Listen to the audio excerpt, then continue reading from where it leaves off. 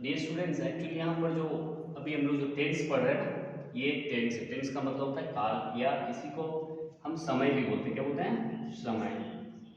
या इसी को हम लोग टाइम भी बोलते हैं, टाइम। तो ये एक्चुअली होते तीन प्रकार के हैं। एक तो पास्ट, एक तो प्रेजेंट, एक तो फ्यूचर। मतलब पास्ट टेंस, प्रेजेंट टेंस और फ्यूचर टेंस। पास्ट टेंस उसको कहते हैं जो समय अभी इसके पहले जो बीत गया है, जो समय खत्म हो गया, उसको पास्ट टेंस कहते हैं, यानी कि हिंदी में भूतकाल कहते हैं। जो समय अभी चल रहा है उसको वर्तमान काल कहते हैं, यानी कि उसको प्रेजेंट टेंस कहते हैं। और जो समय अभी के बाद आएगा उसको हम लोग फ्यूचर टेंस कहते हैं, भविष्य काल। और इनके भी चार चार भेद होते हैं सबके। तो इनके चार भेद जो होंगे पास्ट इंडिफिनिट के, वो हो जाएंगे past indefinite tense, past continuous tense, past perfect tense, past perfect continuous tense, ये हो जाएंगे। फिर यही सेम चीज इसके लिए भी होगा। Present indefinite tense, present continuous tense, present perfect tense, present perfect continuous tense. उसी तरह future indefinite tense, future continuous tense, future perfect tense और फ्यूचर परफेक्ट कंटिन्यूस टेंस। तो कुल मिला के ये 4 4 8 और 4 12 प्रकार हो गए टेंस के। मेनली 3 ही प्रकार होते हैं, लेकिन इसके 4 4 जब होते हैं तो 12 प्रकार हो जाता है। और हम बारी बारी से अभी इन 12 को देखेंगे। अगर ये 12 टेंस पढ़ लिया तो आप अंग्रेजी बोलना सीख जाएंगे। खाली लिखना नहीं, आप बोलना भी सीख जाएंगे। इतना पढ़ लिया तो फटाफट आप अंग्रेजी बोल सकते हैं, बशर्ते उसका प्रैक्टिस करेंगे और बढ़िया से पढ़ेंगे तो। एक एक करके भी देखेंगे हम लोग इसका। जैसे अगर इसको लिखना पड़े, 12 को लिखने के लिए बोला जाए तो हम लोग लिख पाएंगे क्या? उसको भी देखते हैं। 12 को हम लोग लिखते हैं तो यहाँ पर देखेंगे, अभी मैंने 8 लिखा है और 4 लिखना बाकी है। Past indefinite tense, past continuous tense, past perfect tense, past perfect continuous tense, present indefinite tense, present continuous tense, present perfect tense and present perfect continuous tense. तो ये 4 और 4 8 हो गए। और अभी इसी तरह फ्यूचर के 4 होंगे तो 12 हो जाएंगे। और एक एक करके हम 12 को पूरा पढ़ेंगे। देखिए यहाँ पे अगला हो गया future indefinite tense, future continuous tense, future perfect tense और फ्यूचर परफेक्ट कंटिन्यूस टेंस। तो इस प्रकार कुल मिला के हम देख पा रहे हैं कि 12 इनके प्रकार हो गए छोटे छोटे। अब एक एक करके हम लोग इसे पढ़ेंगे और इसे बारीकी से समझेंगे। तो हम कोई भी टेंस को शुरू से पढ़ सकते हैं। जैसे अब मान लीजिए हम पढ़ेंगे सबसे शुरू में present indefinite tense. Present indefinite tense. देखिए इसको हम लोग सिंपल पास्ट टेंस भी बोलते, सिंपल प्रेजेंट टेंस भी बोलते हैं। क्या बोलते हैं? Simple present tense. Simple present tense भी इसको बोलते हैं, जिसका हिंदी होता है सामान्य वर्तमान काल। क्या? सामान्य वर्तमान काल इसका हिंदी होता है। इसी को हम लोग आज पढ़ेंगे, सामान्य वर्तमान काल, प्रेजेंट इंडेफिनिट टेंस या फिर सिंपल प्रेजेंट टेंस। जो कि और इसको हम लोग पढ़ेंगे तो सबसे पहला चीज क्या पढ़ेंगे जानते हो? इसके 2 वाक्य क्या है, हिंदी में इसका वाक्य कैसा रहेगा और इंग्लिश में इसका वाक्य कैसा रहेगा। तो जो हिंदी वाक्य होता है ना, हिंदी वाक्य के क्रिया जो होता है ना, उसके अंत में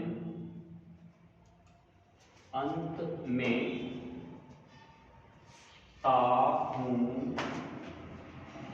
या ती हूं या ते हैं या ता है या ती है इत्यादि रहता है। देखो बच्चों, ये जो टेंस है ना, ये जो टेंस है प्रेजेंट इंडेफिनिट टेंस, इसके जो हिंदी वाक्य होंगे ना, उनकी क्रिया के अंत में ये सब चीजें रहेंगी। ता है, ती है, ते है, ता हूं, ती हूं, ये सब रहेगा। अगर ये रहा क्रिया के अंत में तो समझ जाएंगे कि प्रेजेंट इंडेफिनिट टेंस का वाक्य है। और इसका जो इंग्लिश सेंटेंस होगा, इंग्लिश सेंटेंस जो बनेगा,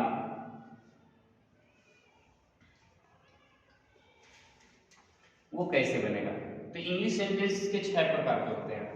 पहला होता है अफर्मेटिव सेंटेंस। कौन सा? Affirmative sentence.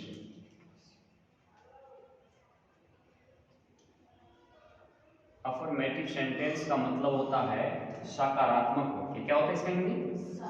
सकारात्मक वाक्य। हम लोग सबसे पहले इसी को पढ़ेंगे।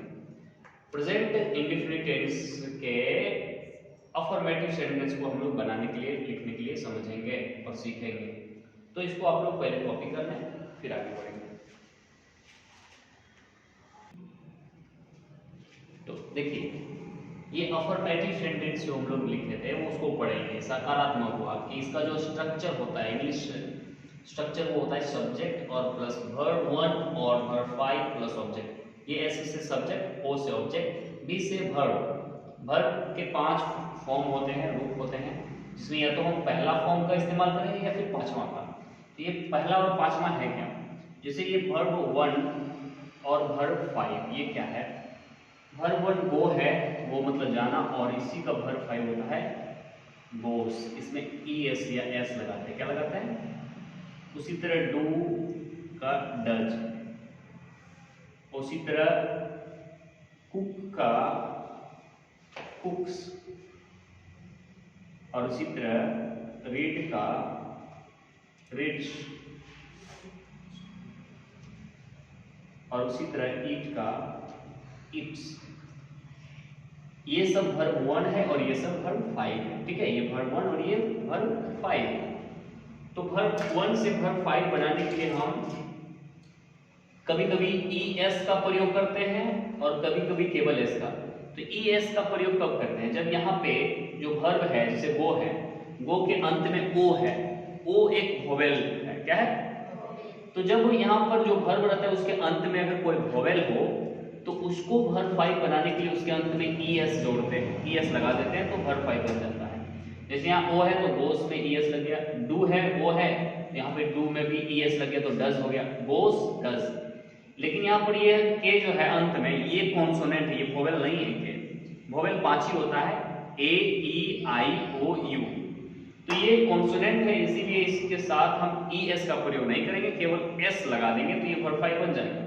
फिर यहाँ भी डी कॉन्सोनेंट है तो डी में एस लगा देंगे, वर्ब 5 बन जाएगा। ये भी डी में एस लगा देंगे, वर्ब 5 बन जाएगा। ये वर्ब 5 है।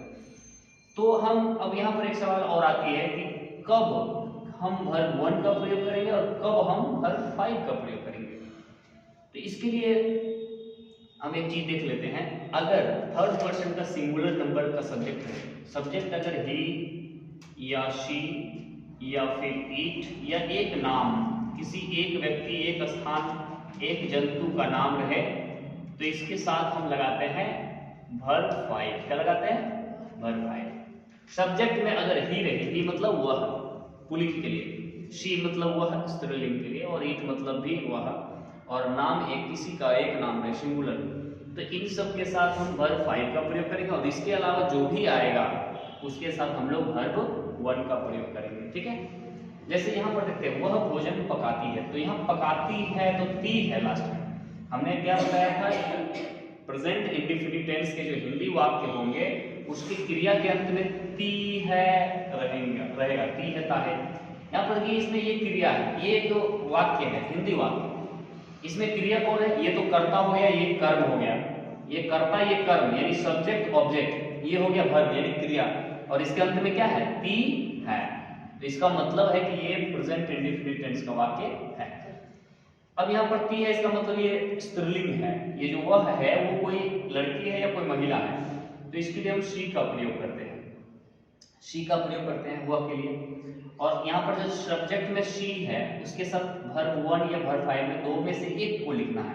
तो हमने कहा था कि जब शी रहेगा तो उसके साथ वर्ब 5 लिखना है, यानी कि यहाँ पे वर्ब 5 लगाना है। और वर्ब क्या है? पकाना। तो पकाना का होता है कुक, और कुक का वर्ब 5 होता है कुक्स, तो यहाँ पे हम कुक्स लगा देंगे, कुक्स।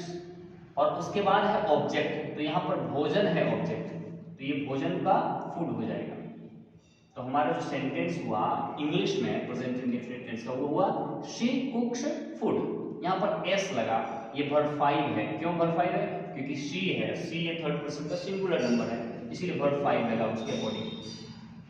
अब यहाँ पर है राम आम खाता है, सबसे सिंपल है, तो राम का तो राम ही हो गई, ये एक नाम है, सिंगुलर नाम है, इसीलिए सिंगुलर नाम है, इसीलिए इसमें वर्ब 5 का प्रयोग करेंगे। और यहाँ पर वर्ब है खाना, खाना का होता है ईट, और ईट का वर्ब 5 होता है इट्स, तो लगाएंगे इट्स, राम इट्स, और उसके बाद मैंगो, आप मैंगो भी लिख सकते हैं या मैंगो भी लिख सकते हैं, तो मैंगो, मैंगो हो गया यहाँ पर ऑब्जेक्ट। अब यहाँ पर मैं अंग्रेजी पढ़ता हूँ, तो मैं का होता है आई, और आई के साथ मैंने क्या बताया, ही शी इट या नाम के अलावे कुछ दूसरा रहे तो उसके साथ हम वर्ब का प्रयोग करेंगे। तो यहाँ पर वर्ब क्या है, पढ़ना, पढ़ना का होता है रीड, और रीड का वर्ब 1 क्या होता है, रीड ही होता है, तो यहाँ पे रीड ही लगाएंगे, इसमें ना तो एस लगाएंगे और ना ही एस या कुछ भी नहीं, केवल रीड लिख देंगे। और अंग्रेजी का इंग्लिश होता है, यहाँ पर इंग्लिश का ई कैपिटल होगा, कैपिटल लेटर होगा, क्योंकि ये एक भाषा का नाम है, इसलिए इसका ई कैपिटल होगा। तो I read English, Ram it's mango, she कुक्स food, इस तरह होगा, इसी तरह बनेगा वर्ब 1 या वर्ब 5 का इस्तेमाल करते हुए। तो आई होप कि आप लोग इतना समझ गए होंगे, इसको कॉपी कीजिए, आगे और एग्जाम्पल्स लेते हैं। देखिए इसका नेगेटिव सेंटेंस देख लेंगे।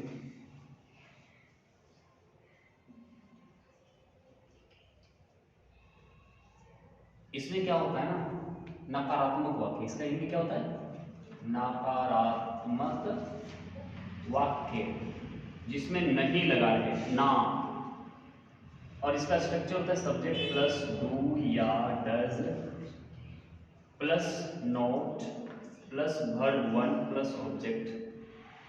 डियर स्टूडेंट्स, यहाँ पर देखिए, यहाँ पे डू या डज का प्रयोग हुआ, पहले था क्या वर्ब 1 या वर्ब 5, तो ये वर्ब 1 के बदले डू आया, वर्ब 5 के बदले डज का प्रयोग हुआ, और फिर यहाँ पे नोट लगा देना, क्योंकि ये नकारात्मक है तो नोट लगाना है। और अब यहाँ पे V1 वर्ब 1 का प्रयोग हुआ, अब यहाँ वर्ब 5 का प्रयोग नहीं होगा। और ऑब्जेक्ट, जैसे कुछ एग्जाम्पल लेते हैं, जैसे वह भोजन नहीं पकाती है, वह पढ़ती है, वो भोजन नहीं पकाती है, तो वह का शी हो जाएगा, और शी के साथ वर्ब 5 का प्रयोग होता था, तो यहाँ पर वर्ब 5 के बदले डज का प्रयोग होगा, किसका, डज, तो इसके साथ डज लगेगा। डू का वर्ब 5 डज होता है, तो शी डज, और उसके बाद नोट लगाएंगे इसके अकॉर्डिंग, और फिर वर्ब 1 यानी कि पकाना का कुक होता है। अब यहाँ कुक ही होगा, एस नहीं लगेगा, यहाँ पे कुक्स नहीं होगा, और ऑब्जेक्ट में भोजन का फूड हो जाएगा, यानी कि she does not cook food, she does not cook food. Okay, अब ये रहेगा कि मैं अंग्रेजी नहीं पढ़ता हूं, मैं अंग्रेजी नहीं पढ़ता हूं, मैं केवल गणित पढ़ता हूं, मैथ पढ़ता हूं।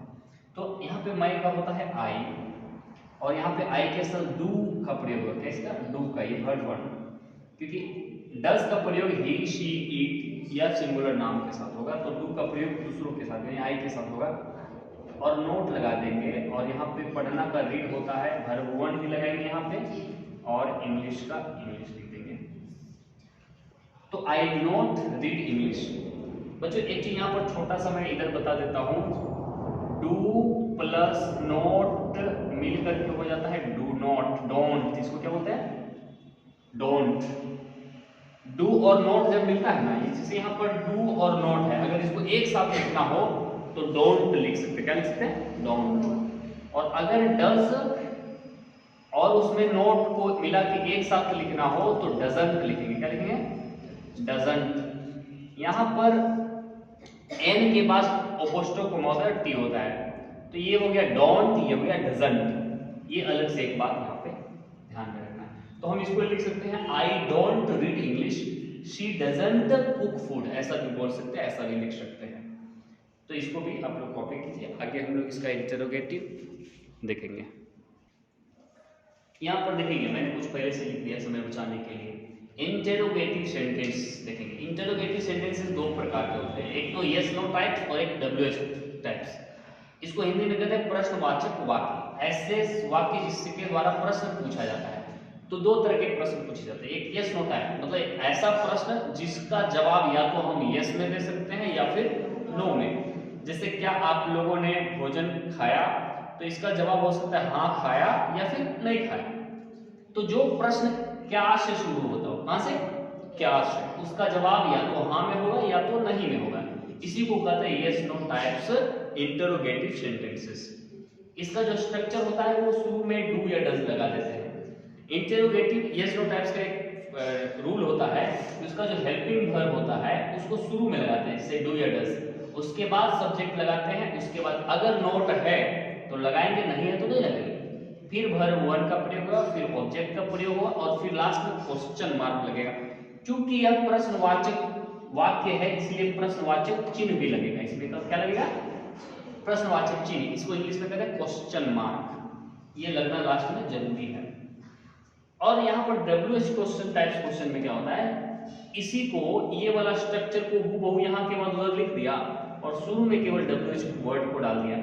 अब WH वर्ड क्या होता है, W से बहुत सारा वर्ड होता है, जैसे who, why, whom, whose, where, when, है ना, या इसी तरह व्हाट, ये W से हुआ, फिर हाउ येट से हुआ, हाउ मेनी या हाउ मच, ये 3 क्वेश्चन H से और ये आपका 7 क्वेश्चन W से, ये वर्ड है, इसी को कहते हैं WH, यानी WH, इसी वर्ड्स को कहते हैं WH क्वेश्चन वर्ड्स। हु मतलब कौन, वाई मतलब क्यों, हु मतलब किसे, हुज मतलब किसका, वेयर मतलब कहां, वेन मतलब कब और व्हाट मतलब क्या, हाउ मतलब कैसे, हाउ मेनी मतलब कितने और हाउ मच मतलब कितना। जैसे कितना पानी, हाउ मच वाटर, कितने रोटी, हाउ मच चपातीस या हाउ मच ब्रेड्स, कितने विद्यार्थी, तो हाउ मेनी स्टूडेंट्स, ठीक है। तो इसी को कहते हैं WH वर्ड क्वेश्चन वर्ड्स। तो हम पहले इधर से देखते हैं फिर बारी से उसको भी समझेंगे बच्चों। यहाँ पर मैंने फिर क्या वो भोजन पकाती है, तो यहाँ पर मैंने क्या बोला, शुरू में डू या डज लगाना है, और वह है और पकाती है तो यानी कि लड़की है, तो वह के साथ शी का प्रयोग होता है, शी के साथ डज का प्रयोग होता है। तो यहाँ पे डज शी और उसके बाद कुक फूड, यहाँ पे डज शी फूड हो जाएगा, क्या वह भोजन पकाती है। अब क्या तुम अंग्रेजी नहीं पढ़ते हो, क्या तुम अंग्रेजी नहीं पढ़ते हो, तो यहाँ पे डू लग जाएगा, क्या लग जाएगा, डू, क्योंकि तुम यू के साथ डू का प्रयोग होता है, डू यू और उसके बाद नोट, यहाँ पर सब्जेक्ट के बाद नोट लगा सकते हैं, तो do you not read English. आपको बस कुछ करना नहीं है, ये स्ट्रक्चर को देख के उसको फॉलो कर देना है। क्या वह या क्या वे लोग सत्य बोलते हैं, सत्य बोलते हैं, क्या वे लोग सत्य बोलते हैं, तो डू दे स्पीक ट्रूथ, और लास्ट में क्वेश्चन मार्क। अब यहां पर अगर रहेगा वह भोजन क्यों पकाती है, तो क्यों का अंग्रेजी होता है वाई, क्यों क्या होता है वाई, और वह के साथ डज लगेगा, वाई डज शी कुक और food, why does she cook food, और लास्ट में क्वेश्चन मार्क। फिर वह क्यों नहीं पढ़ती है, क्यों नहीं पढ़ती है, वो भोजन क्यों पकाती है, क्यों नहीं पढ़ती है, पढ़ती क्यों नहीं है, तो why does she not read, why does she not read, वह भोजन क्यों पकाती है, पढ़ती क्यों नहीं, तो why does she not read. इधर हम लोग यस नो टाइप्स क्वेश्चन देखा, इधर WH क्वेश्चन देखा, बारीकी से इसको देखेंगे और पढ़ेंगे और समझेंगे, और हम लोग आगे और ज्यादा एग्जांपल लेके इसको समझेंगे।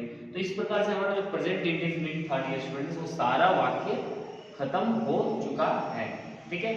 अब इसको आप लोग खाली इसको प्रैक्टिस करने की जरूरत है। अगर आप इसे 4-5 बार लिख लेंगे, 4-5 बार पढ़ लेंगे और इस वीडियो को 4-5 बार देख लेंगे तो आपको इंग्लिश बोलने में कोई कठिनाई नहीं होगी, आप फटाफट अंग्रेजी बोल सकते हैं।